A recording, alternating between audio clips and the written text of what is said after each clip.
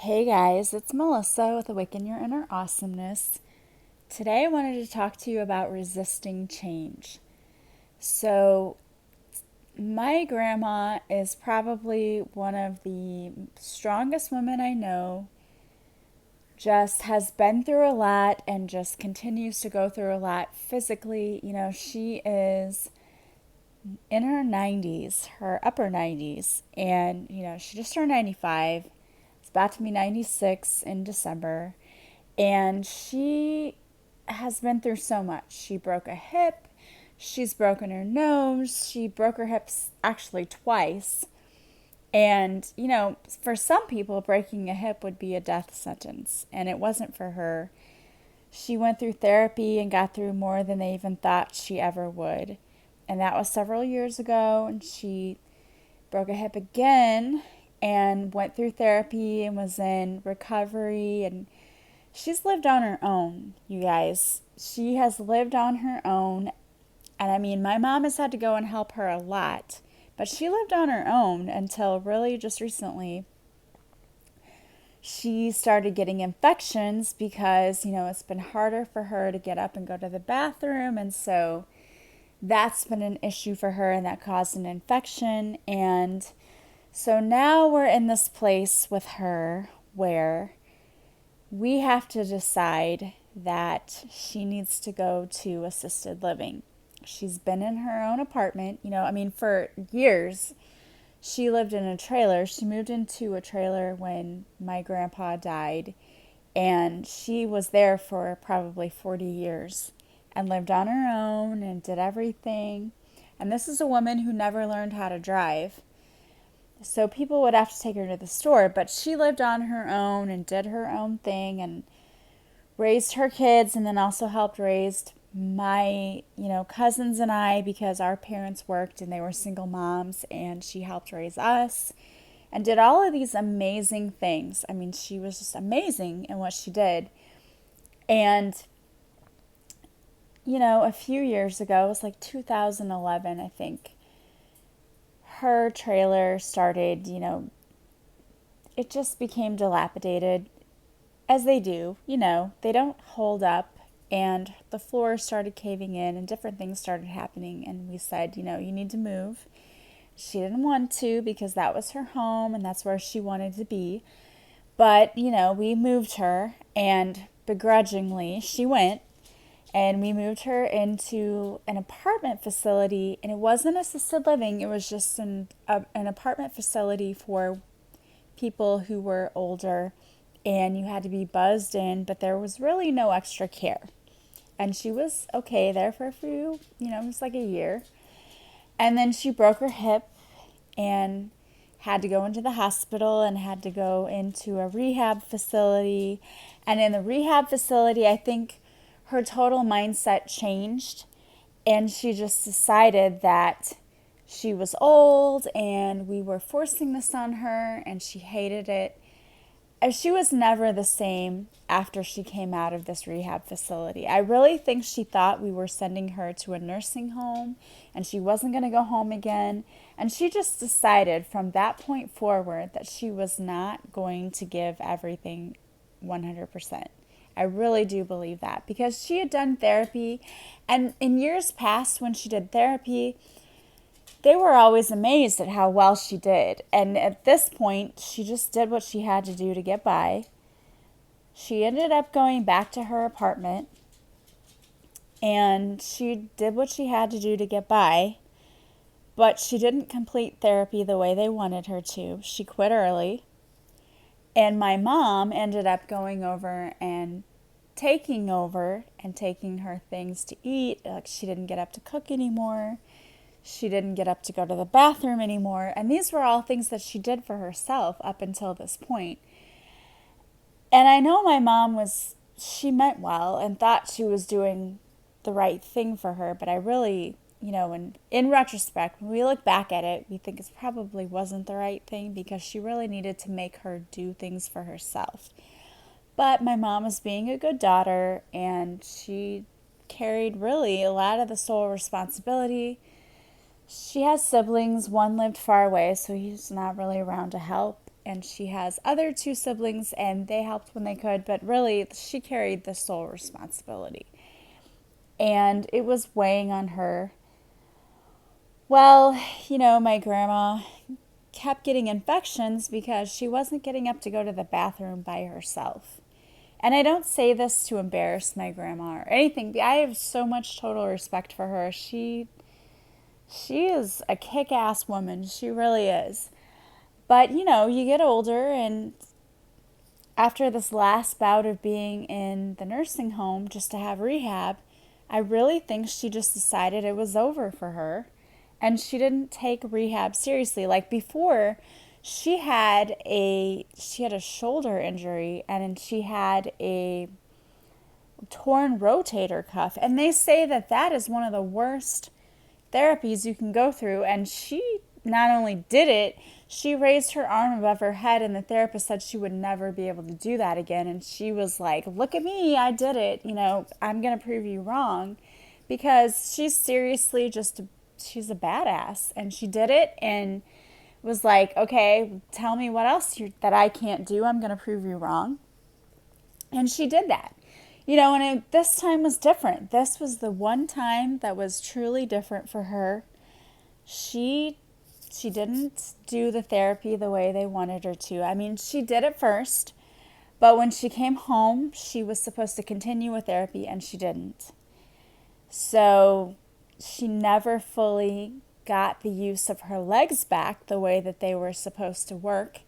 And one of her legs, she was leaning on one leg more than the other, and so now her legs were, it was like uneven because she supported one leg more than the other. And those who are therapists out there are going to be like, yeah, I know what you're talking about.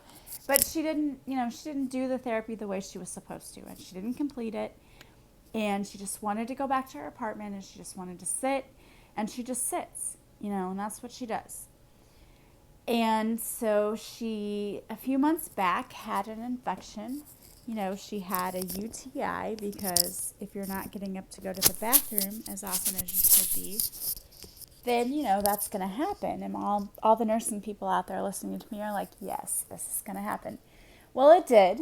And she started seeing little children playing in her apartment. And, of course, we kind of laughed because we're like, oh, who are you seeing? She would see little children and a parade going out of her window, and she lived on the second floor. So obviously, there's no parade going by her window. But we knew that she must have had an infection. So we called the doctor. They called something in. But the problem was, they might clear that one up, but it doesn't go away because the situation is not changing. She's not getting up to go to the bathroom, and so there's no change in that situation. So she's still getting more infections. And this time it was pretty severe. She was seeing half people. She said, well, there's a boy who's half his body is floating around my apartment. And like, okay, well, now she's definitely got an infection. So she had to be hospitalized, and they said, she can't live on her own. And the problem is, you've got her children, but she's so stubborn and with it most of the time. I mean, she is not out of it. Most of the time, she knows more than you do. She can tell you what you did when you were 2, when you don't know. She has all of her dates and everything. She's so with it. But, the infection, of course, causes that to go away, and she had to be hospitalized. And in the hospital, they've said, and we've known this is coming, that, she can't live on her own. She needs care, because that infection's going to continue to come back if she doesn't have somebody there to help her. And we know that, we're not trying to avoid the topic. We know it's coming, but it's just a very difficult thing, especially when the person you're dealing with still has their senses about them. And my grandma is very set in her ways and is very much a private person and doesn't want to go to a place where, and this the funny thing about her, she does not want to go to a place where she has to go down and eat her meals with other people, because that's just not who she is. And she's a private person and has never been very outgoing, and she doesn't want to eat with other people. And I get it. I mean, I really do. I understand what she's saying. It's frustrating for us because we're like, Grandma, they would fix your meals and it would be great, and you have somebody who would come in and take care of you. And really, it made me think of the topic for today because it's all about resisting change. And that's what she's doing. I mean, she's just resisting change. She resisted it when we first told her she had to move from her trailer to this, apartment. And she hated her apartment at first. And she would tell you that any chance she got, she would say, I hate it here. I hate it. And now, we'll say, well, you need to go to assisted living. And she'll say, well, I want to be in my apartment. I love my apartment. It's my apartment. The apartment that she hated 2 years ago, she loves now and doesn't want to leave now. And I get it. It is a horrible thing to have to uproot someone and to change them. But my whole thinking with this podcast is we totally have the choice to either resist change and cause it to be so much worse than it has to be, or to go with the flow and say, okay, I know that my life is taking a different turn. I can't do what I was able to do before, and I have to do things differently. So in this case, I have to move because I can't take care of myself. And I get that it's hard for her. But she's just a shining example. She could easily say, I know I have to go and I'm not going to resist. And I realize, it's a new opportunity. Hey, I'm going to have a new apartment. It's going to be nice. I'm going to love it. Or you can choose to say, I'm going to fight you tooth and nail, and I'm not going to go, and I'm going to make this difficult, and it's going to be, I'm going to lay guilt on you. But really, we have a choice in everything we do. Change happens all the time. It's just a part of life. Change happens. We can't control that. Sometimes change happens to us because of situations that are beyond our control. But we can choose how we react to that. We can either say, I'm going to fight it tooth and nail, and I'm going to make this difficult for everyone around me. Or we can just suck it up and say, you know what, I didn't choose this, but it's happening, and I can choose how I react to it. And that makes it so much better. It's so much different if we decide that we are not going to let our circumstances determine our attitude. You know what I mean? Like, we don't have to say that just because this happened to us, we're going to be angry about it. We're going to stew in our own juices, as it were. We're not going to sit there and be mad and make our lives miserable, because really, who are we hurting when we do that? We're hurting ourselves. And yeah, we might also hurt the immediate people around us who have to care for us, but really we're hurting ourselves when we do that, because we're just going to be miserable and we're going to be mad and we're just not even going to try. What does that do? Really? And I mean, I get if you're 95 years old, you may not see it that way. But you, as someone who's not 95 years old, could take a lesson from someone who is 95 years old and know that when change happens to us, it doesn't have to be bad. It may not have been something that we chose, but I guarantee you that it's probably for the best. Whether you can see it or not, things that happen to us really are happening for us. They're happening because they need it to happen. We needed something different. And if we didn't pick it or choose it, life was like, yeah, you need this to happen because you need to be shaken up a bit because you're complacent and you're not growing, you're not learning. So yeah, we're going to do this, and you choose how you want to deal with it.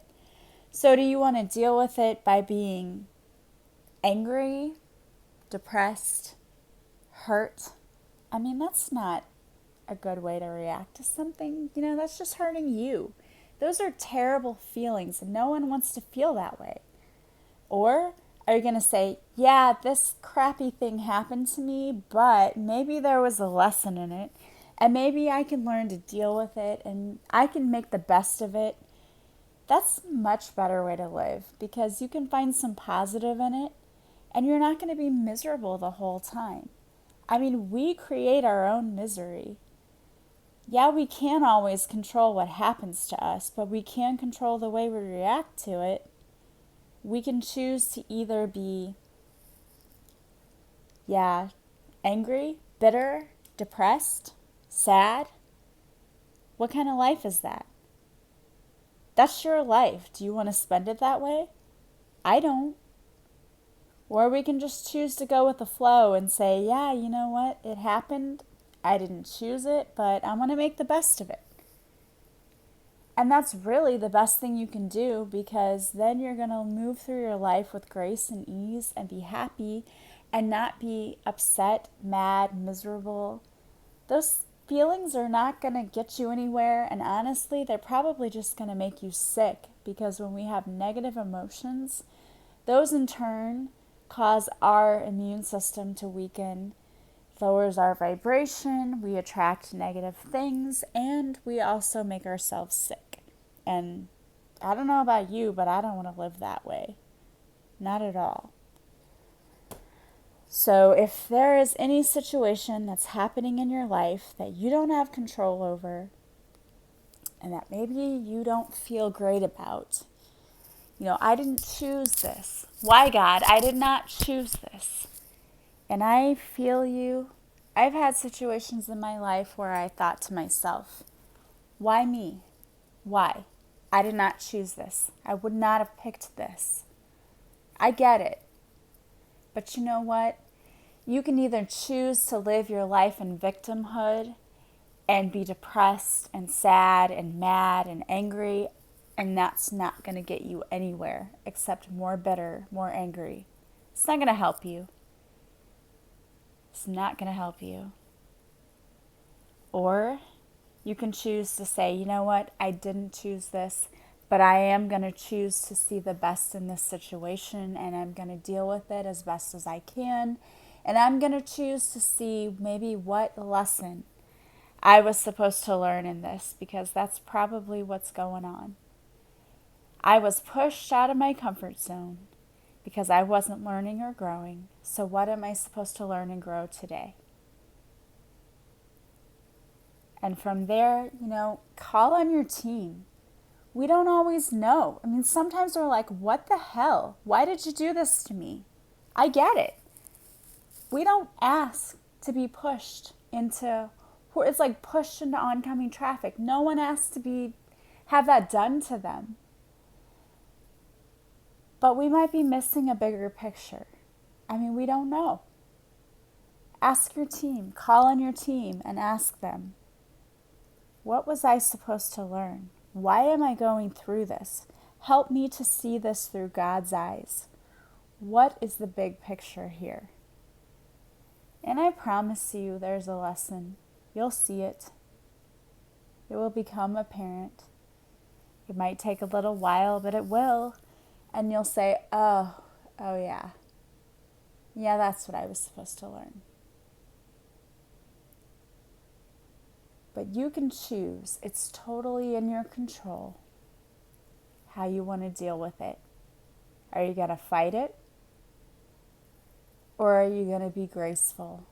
Accept it, learn the lesson, and move through it. Because I guarantee you, when we learn our lessons, we don't have to repeat them. And that's the wonderful thing.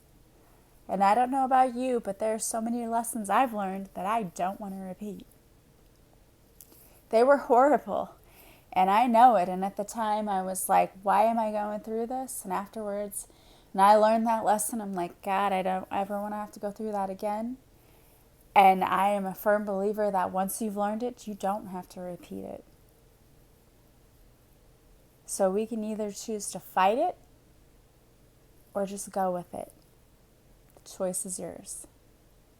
You can ask your team for help, and I highly recommend that, because you are never alone. And when we ask for help, you will be amazed at what shows up for you. You don't have to go it alone. Even if you feel alone, you're not. Your team is always with you and they always want to help you. Just ask. That's all you have to do. And trust in the process.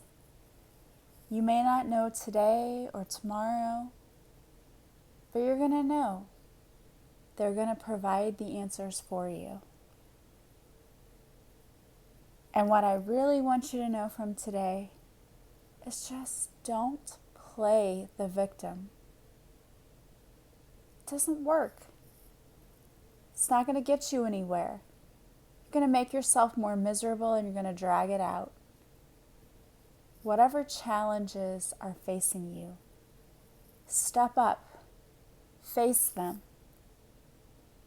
ask for help, go with the flow, realize that there's a lesson there, and move on with grace and courage. Because if you fight it, you're going to drag it out, probably going to repeat it, and nobody wants that.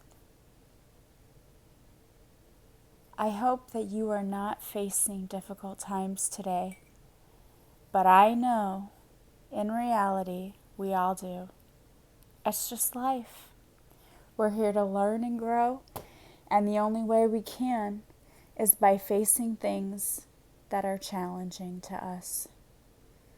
So even though I hope you're not facing anything, I'm sure you are. And I pray for grace for you, for wisdom, to know that it's okay. You're going to come out on the other side better. Don't be bitter. Bitterness it does nothing healthy for you. Move through it with grace. Ask your team for help. And you're going to come out on the other side better than you were when you started. I promise you. Know that I have your back. Your team has your back. You are loved. You are honored.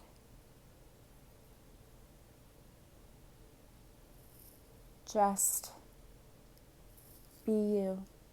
Don't worry about it. Learn the lessons you were meant to learn and don't fight it. I hope that you will have a wonderful day. I am sending you so much love and light. I can't wait for you to experience total joy and bliss in your life. And I know that when you learn the lessons you were meant to learn, it's going to come. So I hope that you have a wonderful, awesome life. And I will talk to you again soon. Goodbye.